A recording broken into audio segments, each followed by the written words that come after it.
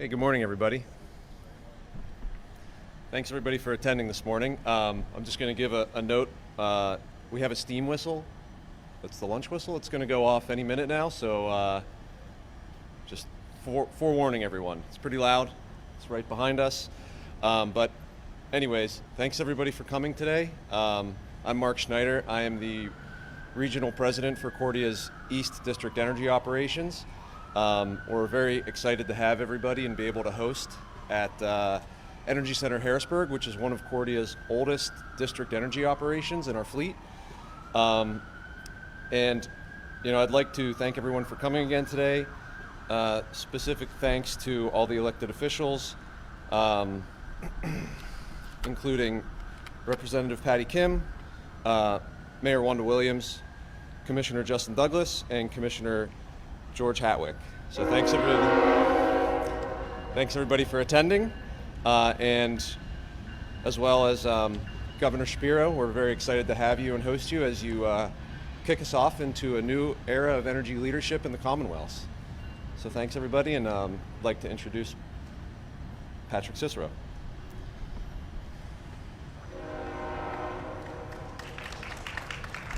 Good morning, everyone. Mark, thank you for having us in my backyard. My office is right across the street, although it's really difficult to get here. Governor Shapiro, thank you for inviting me to join you all today. Is that the whistle? I will wait.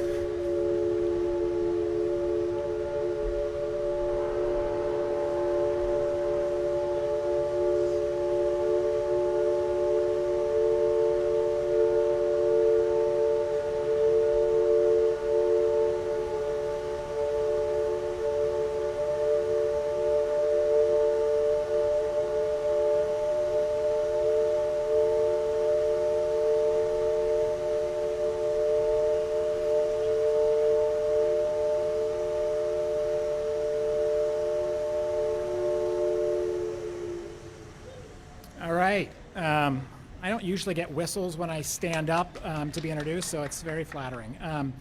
Anyway, Mark, thanks for having us. Governor, thank you for inviting me to be here today.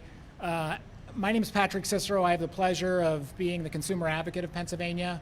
If you don't know what we do, we are the state office that represents the interests of consumers before the Public Utility Commission. And some of you may not know this, but Governor Shapiro, when he was then the Attorney General, nominated me to this position, appointed me and charged me with protecting the interests of consumers throughout the Commonwealth. Fighting for consumer interests has been my life's work. It was a privilege to be serving this position. I've spent my life in legal aid doing this work before this role. And one of the key roles of my office as the consumer representative before the Public Utility Commission is to fight for Pennsylvanians who are facing challenges paying their energy bills and all of their utility costs. This is no simple task. It requires a focus on the present and the future at the same time. It requires balancing present needs with future risks. And as we go throughout our press conference today, as you learn more about what the governor's energy initiative is, I think you'll see that that's what this plan is about, balancing present needs with future risks to ensure that Pennsylvania remains robust in its energy exports while at the same time protecting consumer interests. That's why I was pleased when Governor Shapiro invited me last year to join a working group to explore the challenges and opportunities posed by a cap and invest program here in Pennsylvania, along with energy leaders like Rob, energy industry leaders, as well as organized labor like Rob, and environmental groups like my friends at NRDC. We came to consensus during that working group that the best way to ensure that consumer interests were protected is to also ensure that the environment and labor were right alongside there. That was part of the governor's charge. He charged us with making sure that none of those three were jeopardized in the context of what we were charged with. In that group, we agreed that a Pennsylvania-specific cap and invest program not only keeps energy bills flat for all Pennsylvanians, but actually reduces and drives down costs for many consumers as well. Today's announcement that you hear more about as we move along makes this vision one step closer to a reality. And I want everyone to know that one of the key components of the governor's energy plan, known as PACER, would drive 70% of the revenue generated from the Pennsylvania-specific Cap and Invest program right back to Pennsylvania consumers on their energy bills. It would provide a rebate on electricity bills as a result of this program. And that 70% of revenue dedicated specifically to consumer interest is more than any other Cap and Invest program throughout the country, and is a key hallmark to why this is a bill that I think is important for the General Assembly to take on. This plan is projected to save Pennsylvania ratepayers and Pennsylvania households more than $252 million in the first 5 years alone. Lower utility bills, a more reliable energy industry, more jobs, and a cleaner air. That is a win in my book. And now, when I talked about this yesterday, I talked about a step back 3. Today, this is like a Reese Hoskins bat slam home run in my judgment. Alongside these very important proposals that we're going to hear about today, I believe it's also imperative that we deliver additional consumer protections for Pennsylvania's consumers, for hardworking Pennsylvanians who are paying their electric, gas, and water bills. We have an opportunity this year to fight unfair utility termination practices with bills that are currently before the General Assembly, to eliminate bogus reconnection fees that make it harder for folks to get their lights back on. And we should make it easier for folks who get waivers who are suffering from medical conditions. And we need to maximize the chance that utilities get repaid while consumers be able to keep their lights on as a result of payment arrangements that are affordable. Last year alone, Pennsylvania had 330,000 households lose their essential utility services because of non-payment. That is far too many utility disconnections. And together with the protections that are currently before the General Assembly, together with the PACER and PRESS program that you're going to hear more about today, we need to drive those numbers down. So I'm heartened by the announcements that you hear more about today. I'm heartened that the governor has kept consumer interest at the forefront in all of these initiatives. And I am grateful for the opportunity to work alongside of him, alongside of Representative Kim and other members of the General Assembly to make this vision a reality. I'm now pleased to turn it over to my friend and colleague, Rob Baer. Rob is a Goliath in this industry, fighting for organized labor, and I've come to know and appreciate that he cares as much about consumer and environmental interests as well. Rob, the floor is yours. Thank you, Patrick. Thank you, Patrick. So I was with the governor up in Scranton yesterday, and I felt it important to be here with him again today. I fielded a ton of phone calls last night about this plan, and you heard me say yesterday, we cannot afford to do nothing. We've had 5 years of stagnation.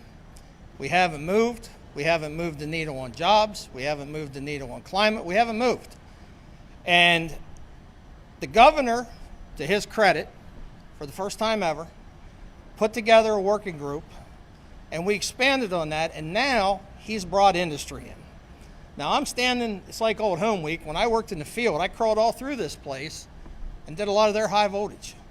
These places put food on my table.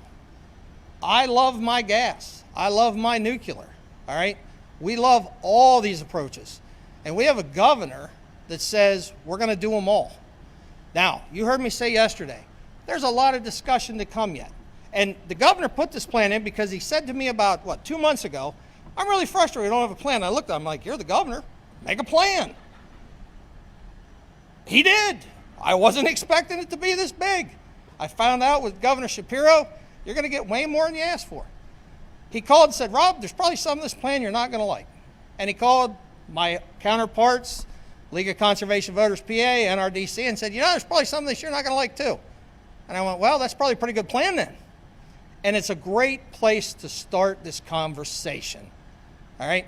We have at our disposal a multitude of ways to accomplish our goals of keeping Pennsylvania the #1 exporter in the country of energy, to ensuring a future for our planet, our environment, our children, to have an economy that's robust and our people don't have to leave PA. And I am going to give a shout out to one of my favorite people, and that's Dr. Wrigley in the back row. He walked in and I'm standing looking at that lot and he goes, you thinking about geothermal? I said, and solar. And I said, community green space too on half of it, and make a park. And I said, those are the type of projects that all of us can agree on and the importance of them. I know there's always going to be naysayers. There's always going to be naysayers. But the governor, to his credit, charged all of us with, you can be a no, but I want a but. And when he said he wants a but, it means he wanted options. And you have a governor that for the first time is listening to all these options. And he's committed to making this work. And everybody that's been involved in this is committing to making it work. And we may not all agree right now on how to get there, but we all agree we have to get there. And as you heard me say yesterday, it's really easy to be part of a problem. It's really hard to be part of the solution. And I'm a pretty simple fella. The governor acknowledged that we need the legislature to act. And as I told a couple of them yesterday, I equate this as to the governor has set the Thanksgiving table. Now it's time for y'all to sit down and eat. We have to work on this together. It's not going to be easy. It's not going to be quick. But knowing the governor and his team like I do, knowing the elected leadership we have in the House and the Senate, we're blessed in Pennsylvania that we have great elected leaders. And the governor is the first to acknowledge he's got the toughest job in the country. He's the only governor with a divided legislature. Okay? That's a big hurdle. But we got the right guy to navigate it. And he's committed to this, as am I. I can tell you over the last year and a half, I have come to respect Patrick Cicero, Jackson Morris, Katie, because even though there's a lot of people with a lot of different ideas, we all agreed what the end outcome needed to be. The governor gave us a three-legged stool. And what we have come up with is a pretty good way. Now, there's going to be a lot to be hashed out. I acknowledge it. The governor knows it. Sam's standing back there. He knows it. All right? I don't think TJ's here. He stayed in the air conditioning today. We should have drug him out. We know how hard this is going to be, but we're committed to this. And as you can see, they didn't let Brian and I together very much because, look, him and I think somebody said if you build a combined heat and cycle powerhouse around Brian and I, we could generate a lot of clean energy. We're committed. We are committed to this. There's no way around this. And what you're going to hear today, I want everybody, it doesn't matter what side of the fence you're on, I want you to listen to the governor's plan. And then the hard work starts. But I can tell you, and I said this yesterday, I look forward to working with the governor and his team. I look forward to working with the Senate. I look forward to working with the House.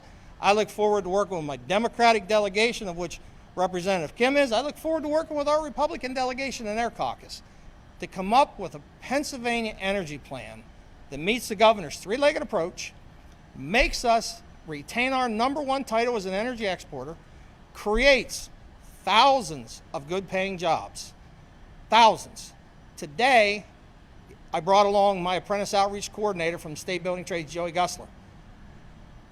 The work that's coming from this plan, and this is what a lot of people aren't realizing, they're only focusing on small parts of it. Those jobs are going to give a tremendous amount of opportunity to young men and women of this state to enter into real apprenticeship programs, real lifelong careers, not jobs, careers. And as you heard Patrick say, I have spent my whole life advocating for workers. I have done nothing else. I'm a third-generation IBW union guy. And I know what an apprenticeship has done for me, for my family, and it did it for my father, and it did it for my grandfather. And a plan like this, a bold plan, has an opportunity to reshape our youth of Pennsylvania. We can't forget that either. So even though we might have our disagreements, our governor has said, I'm going to create a whole lot of jobs. And in that job creation, there's a whole lot of opportunities.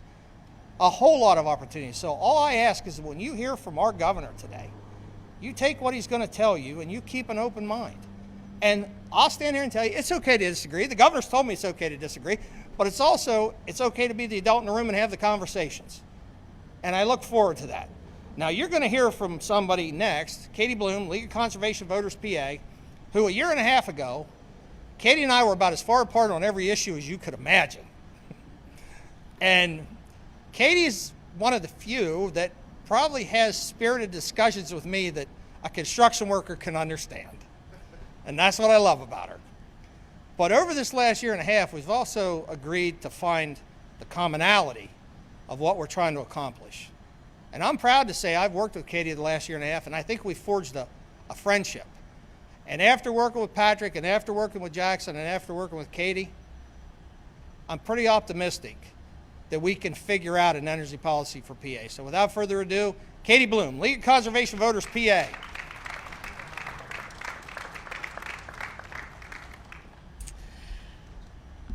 Thank you for allowing me my excessive use of expletives when we get together. Governor Shapiro, thank you very much for inviting me to speak today. My name is Katie Bloom. As you heard, I'm the Political and Legislative Director for Conservation Voters of PA, a statewide advocacy voice for the environment. And we are thrilled to share in this exciting announcement, which will fulfill both a campaign promise from Governor Shapiro and significantly move the ball forward on creating a clean energy economy in Pennsylvania. With Governor Shapiro's leadership on a bold and ramped up clean energy standard, along with his proposed carbon cap and invest program for the power sector, we can make Pennsylvania a national leader in creating a vibrant and equitable clean energy economy.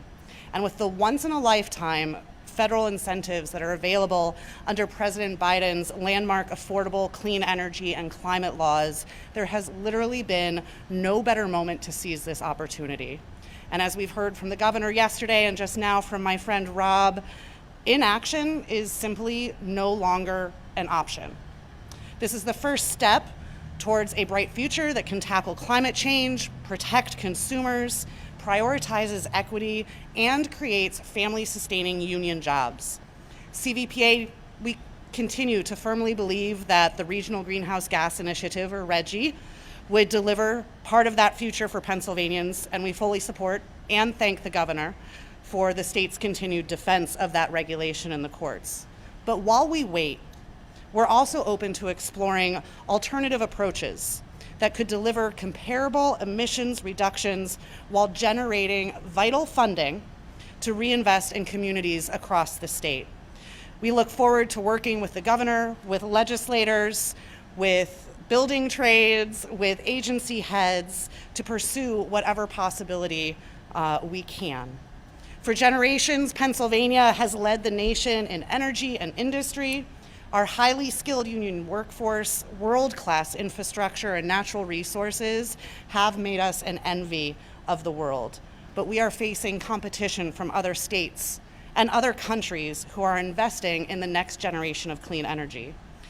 Now is a moment to leverage a point in our history, utilize our union workforce and our infrastructure to ensure that Pennsylvania is creating jobs of the future by investing in the industries that will power our future for the next generation. This is why we join with Rob and call on the legislature to enact some of these plans and realize this vision for a secure energy future.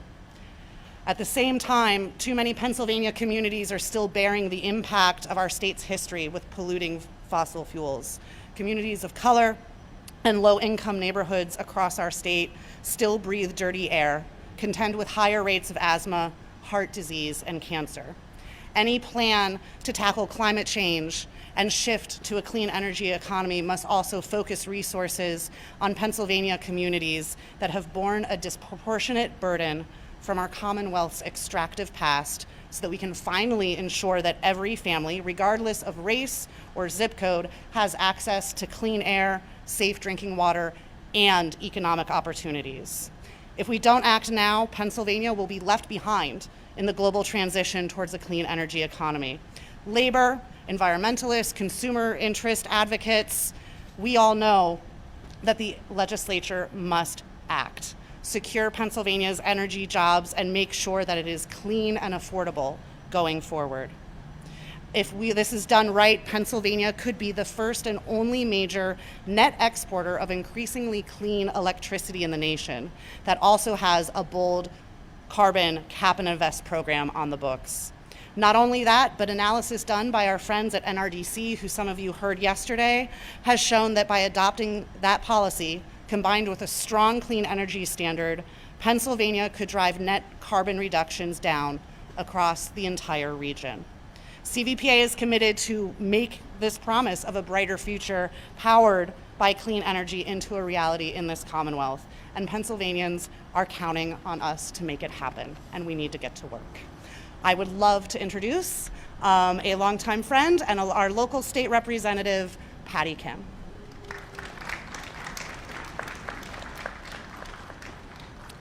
Thank you, Katie.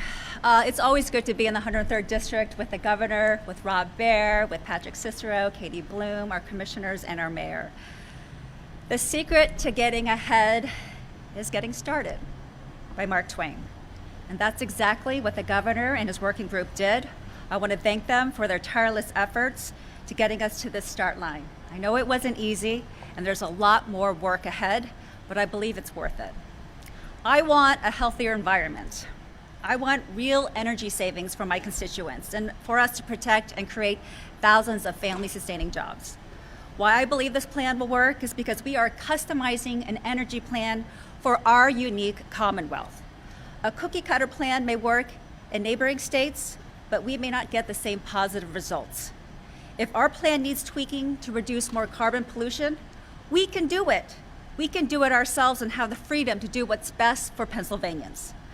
What I like about the PRESS Act, or the Pennsylvania Reliable Energy Sustainable Standard Act, you could have made it shorter there, is that we will get closer to our climate goals. It requires Pennsylvania to get 50% of its electricity from a diverse range of energy resources by 2035, including 35% from clean energy sources like solar, wind, and fusion.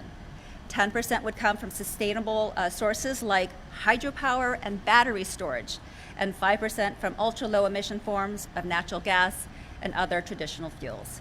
If we work together, this is attainable, and we will make progress. I've been in the House long enough. I've told some of the Cordia workers how long I've been here, and I know that we'll have many differing opinions on these two pieces of legislation. We're going to get pressure from stakeholders and voters alike, and because the stakes are high, I predict a shouting match on the House floor on final passage. But that's okay. We got started. The end product may not look the same, but this will be progress. Sitting on our hands is not an option. We are the Keystone State. Let's also be a key player in protecting our planet while leading in energy jobs and jumpstarting our economy. We have a governor who wants to compete. I want to win too. Let's do this for Pennsylvania. Now it's my honor to bring up Governor Shapiro, my governor and constituent, Josh Shapiro. Thank you. Thank you, Representative Kim, and it is good to be with all of you here today. Let me also acknowledge and thank several of our elected leaders who are here, including our mayor, our two commissioners. I am very thankful for the leadership that you show in our community, and yes, I'm proud to have you as my state representative and look forward to your continued leadership all across this region. And Representative Kim knows this all too well. Pennsylvania needs to remain an energy leader, and now is the time to act. I've got a lot to say about our history and the direction I'd like us to go. But I hope it is not lost on anyone here that those who spoke before me represent a coalition that heretofore has not existed in this Commonwealth. One where industry, one where consumer advocates and environmental interests and those who speak for working people have come together in common purpose to say we want to be competitive again. We want to lead again. And a way we can do that is by investing and making smart decisions when it comes to energy. It is notable that this coalition has formed, and I couldn't be more grateful to all of you and those that you represent for the hard work that you have put in over this last more than year to help us get to this point. That coalition, well, that's what has fueled progress throughout the history of the Commonwealth of Pennsylvania. And our Commonwealth has a long history when it comes to being a national leader on energy.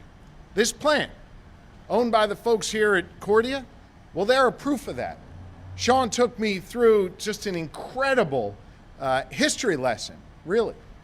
This is not just a place that powers the Capitol complex. Those of you in the media here who sit in the press room, now you know when you plug your iPhones in the wall where that power is coming from.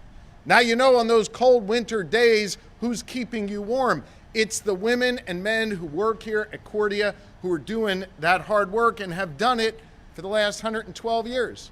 And while they're at it, they got enough power to make sure UPMC Harrisburg and most of downtown Harrisburg has the power they need.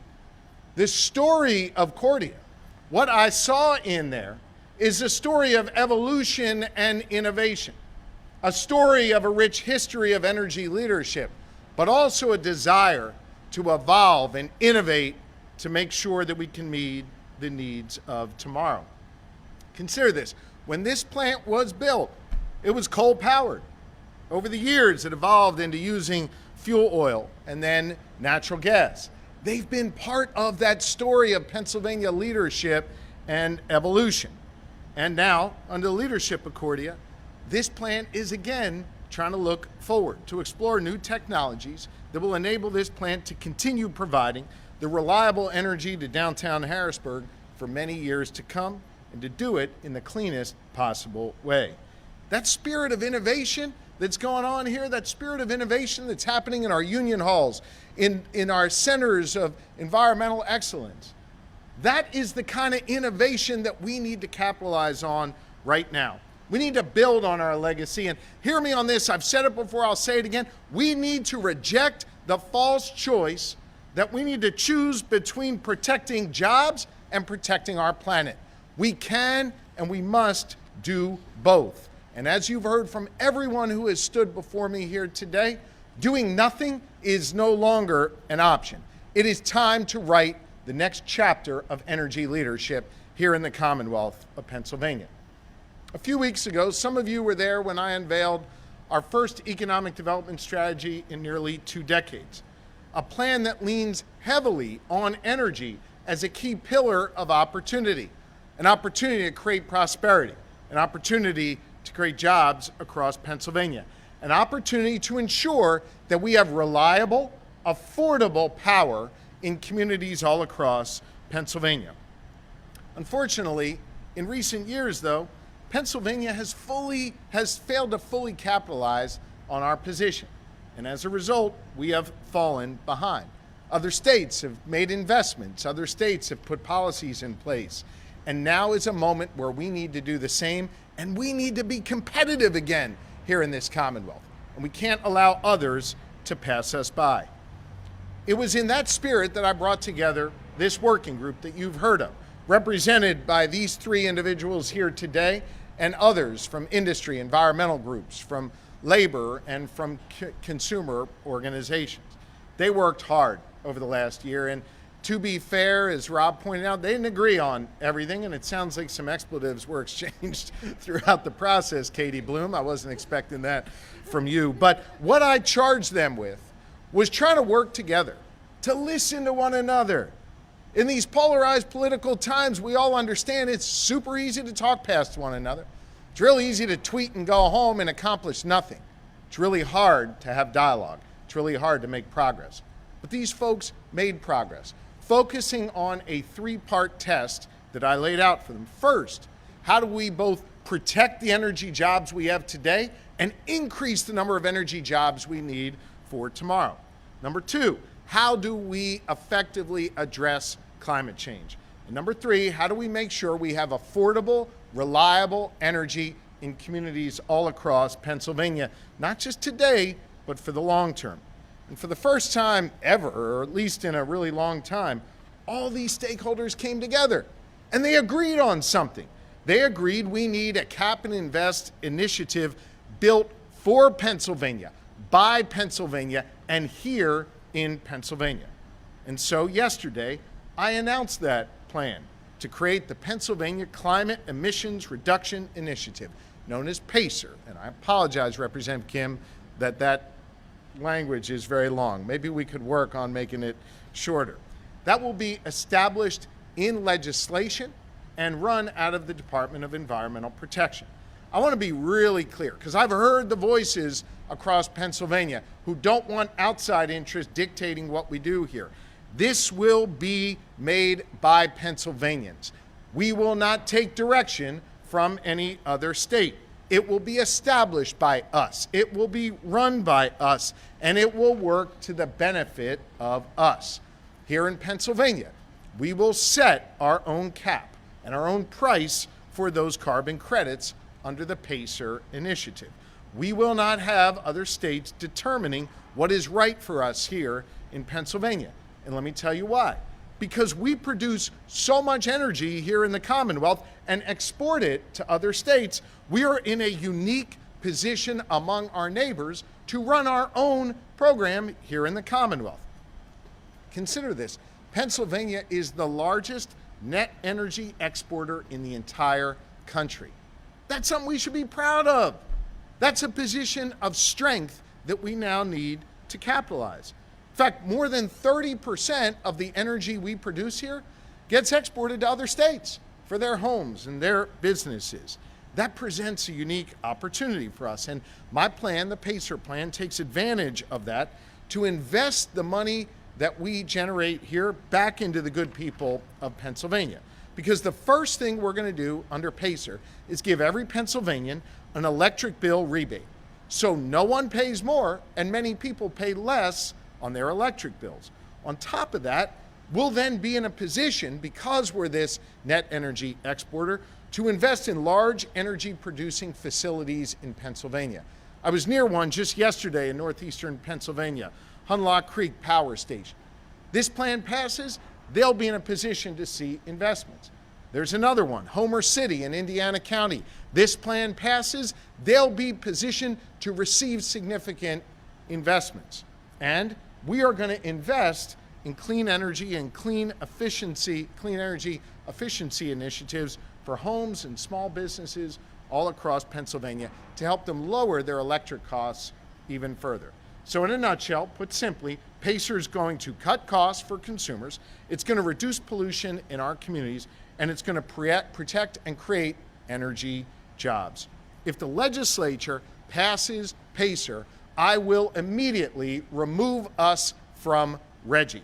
And I want to be clear, that will then pave the way for a Pennsylvania-made, Pennsylvania-run system that works for Pennsylvanians. This is a common sense energy policy that builds on our legacy of leadership and sets us up for decades to come to be leaders across the Commonwealth. So PACER is the first part of my plan. Now let me tell you about the second and final piece. The second part of my plan calls for Pennsylvania to use more sources of energy to create a more reliable and a more sustainable energy industry all across Pennsylvania. 20 years ago, Pennsylvania was a national leader on clean energy when we introduced the Alternative Energy Portfolio Standards, or AEPS, Representative Kim, it's shorter. That established what kind of energy we can use here in the Commonwealth. It was updated a few years later. Hell, I voted for it when I was a member of the General Assembly. And you know what? We haven't done a damn thing in this area since then. It has been too long. And as a result, during those 17 states, Pennsylvania now ranks 45th in the nation in how much renewable energy we produce. We have fallen behind. You understand, and hopefully you're seeing a pattern here in so many areas. Inaction leads to Pennsylvania being less competitive. And I am competitive as hell. I want us to win. That is why it is time to act. And by the way, those states that are moving forward, they're led by Democrats and Republicans. It's been a bipartisan act to move ahead in this space. And as a result of our failure to act, we are losing out on innovation. We are losing out on job creation. That's why my plan creates the Pennsylvania Reliable Energy Sustainable Standards, also known as PRESS. PRESS updates those energy standards and expands the tiers of what kind of energy sources can qualify. This is really important because it creates new markets for clean energy, but not in a way that puts anyone out of work. Instead, it creates jobs in Pennsylvania. Here's how. PRESS calls for 35% clean energy by the year 2035 and expands on the number of zero emissions sources that qualify as clean energy. So not only will it be solar and wind anymore, it's also going to be methane digesters, new fusion technology, small modular nuclear reactors. And understand, these are things Pennsylvania has been investing in for many years. A few months ago, I was in Allegheny County, out in the western part of our state, where Pittsburgh is, to celebrate a new Westinghouse facility supported by our Commonwealth that will produce those small modular nuclear reactors. It's game-changing work that's creating jobs and creating more clean energy opportunities in our Commonwealth. Once that gets up and running, that will help us move to cleaner energy, and it will drive investment into projects that create jobs for skilled laborers like those Rob represents. Press also defines 2 more tiers of energy sources. By 2035, we want to get 10% of our energy from other clean sources like large-scale hydropower or natural gas that uses carbon capture technology. And we'll get another 5% from other alternative energy sources. So here's why press is important. It's going to incentivize innovation. It's going to help us move more toward clean energy. And it's going to create, as this makes clear, thousands of good-paying jobs in the process. Thousands more people like these folks who are doing the important energy work every day. Thousands more jobs like those people Rob Baer represents day in and day out. Thousands more opportunity for people to put food on their table, to give their kids a lifetime of opportunity, to grow our economy here in the Commonwealth of Pennsylvania. Listen, now is the time for us to get to work.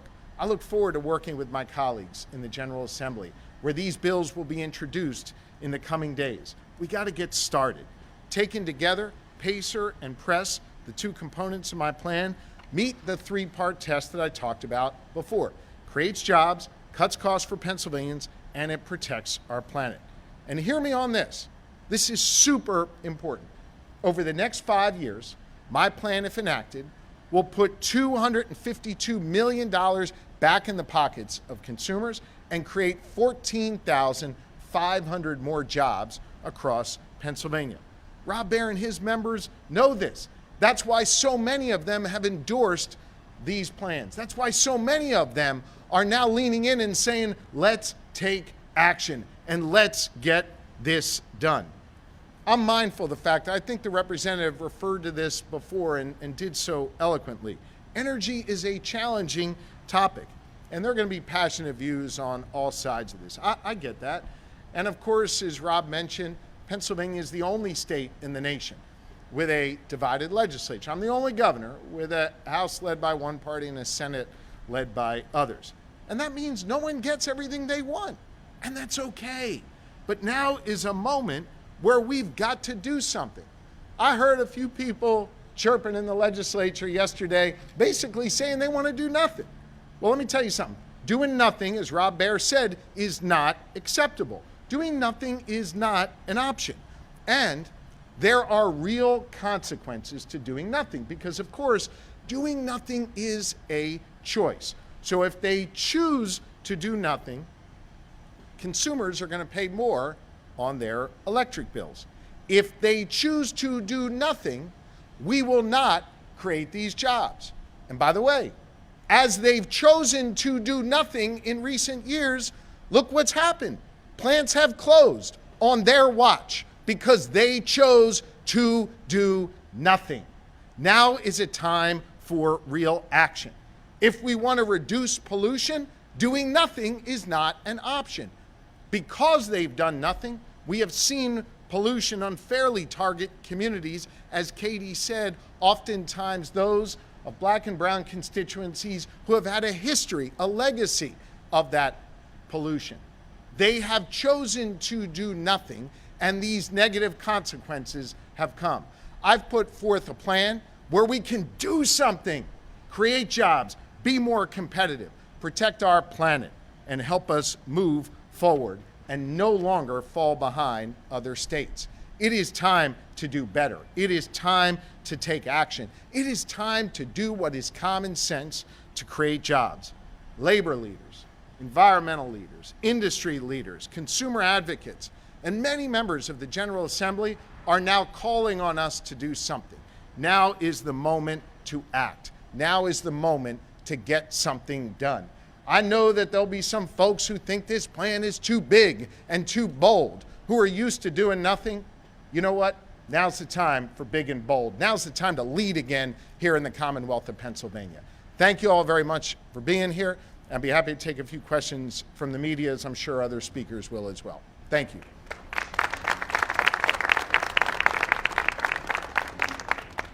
Yes. This idea of rebates, giving this back to the consumers, is that something that other states that are in RGGI right now, are they doing that at all?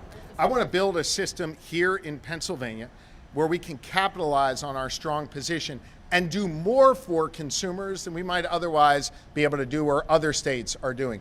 We can put $252 million back in consumers' pockets, guarantee no one pays more on their electric bill and many people pay less, and do more to make our homes and businesses more efficient to reduce costs even further. Senator Yaw was I'm just going to ask you to speak up a little bit, Jan. It's hard to hear you. Senator Yaw was saying that your plan, our demand for electricity going forward will outpace the ability to generate it. He feels that your plan falls short. I was just wondering if you would care to respond. Well, let's be clear. We've done nothing over the last number of years, and we are losing out and not having enough energy in order to compete. If we want to compete, if we want to attract data centers, if we want to attract more industry, if we want to have a successful economic development strategy, we're going to need more energy, and we're going to need more clean energy. And my plan produces more clean energy in the Commonwealth. It creates an environment where there's more innovation, where there's more people doing this work in the building trades all across Pennsylvania. Doing nothing is going to mean we're going to fall further behind. Doing something is going to create more energy opportunities across Pennsylvania. Senator Martin released a statement saying essentially the plan presented bears many similarities to RGGI and raises many of the same concerns. What do you say to I've Senator made Martin? very clear, you pass my plan, I'll take us out of RGGI. For those who just want to complain for a few more years about RGGI and accomplish nothing, that's only going to mean you're not a competitive person. You're not someone who wants Pennsylvania to lead. You're okay with more pollution in our communities. You don't want to create more jobs. You don't want to look out for consumers. If you choose to do nothing, you're making it harder on Pennsylvanians. Now is the time to act. Pass my plan, I'll take us out of RGGI, we'll do right by consumers, we'll create jobs and have more energy opportunities across Pennsylvania. Thank you all very, very much.